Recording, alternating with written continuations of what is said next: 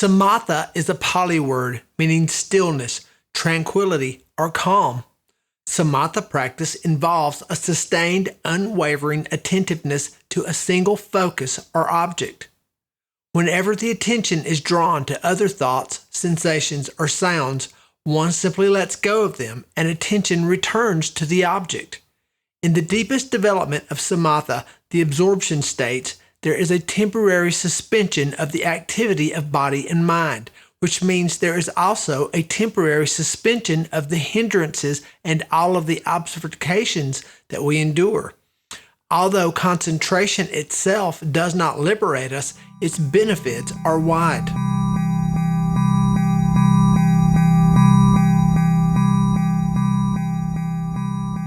Just because we decide we're going to focus on the breath or some other object doesn't mean that the mind is suddenly cooperative and amiable.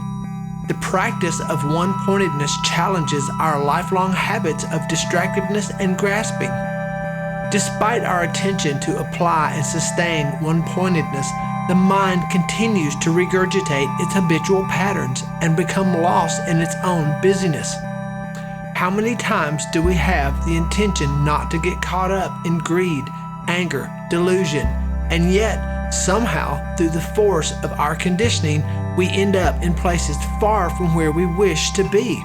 Samatha practice does not hold the development of insight as its primary purpose. Yet, inevitably, there are some profound insights that emerge.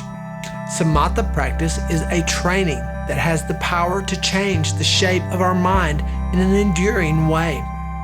Another of the great benefits of the practice which comes with the discovery of such rich levels of inward happiness is the discovery that there is actually nothing to be gained through any of the sense doors that can match the pleasure of that happiness. This is a major insight and has the power to change our entire relationship to the world. Another benefit comes as inner confidence. Samatha practice is an empowering practice. So much is spoken in the Buddhist tradition about the potential of consciousness, the potential of the mind. When we develop Samatha, we discover for ourselves that our own consciousness has this extraordinary capacity to see clearly, to penetrate deeply. With that confidence, there emerges a deep faith, both in the practice and ourselves. Faith is an antidote to doubt, a deeply debilitating quality in our life. With faith comes inspiration.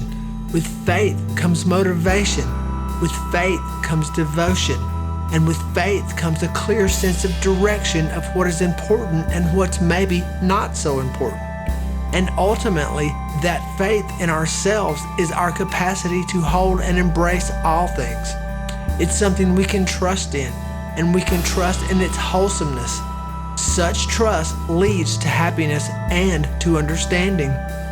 Also, with Samatha practice comes a very deep level of calmness and a discovery that calmness is peace.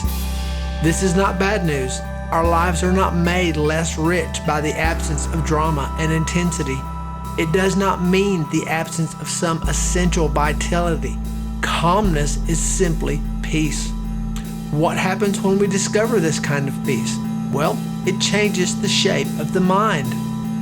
We need to remember that the purpose of concentration is to awaken, to liberate, to bring an end to suffering and anguish. We don't seek insight in order to suffer more or to deprive ourselves in some way or to make ourselves unhappy. But insight is a process, and it's not always easy. That is because the path of awakening, this path of developing of awakening, this path of developing concentration and insight almost always involves leaving something behind. And that's the hard part for many of us. What we have to leave behind might be an illusion we have fostered for a long time about ourselves or others. It might also be an image or a craving or a goal we've held on to for a very long time. We might be asked to leave behind a particular belief or an area of contractedness, and it is not just unpleasant things that have to be left behind. Sometimes we are asked to leave behind even our more pleasant illusions. oh, I'm so wonderful, I'm so terrific, I'm so successful, I'm this, I'm that.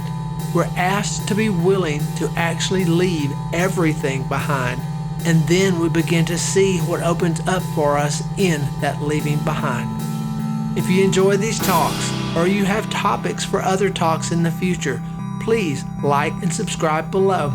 As always, peace and love, Jim.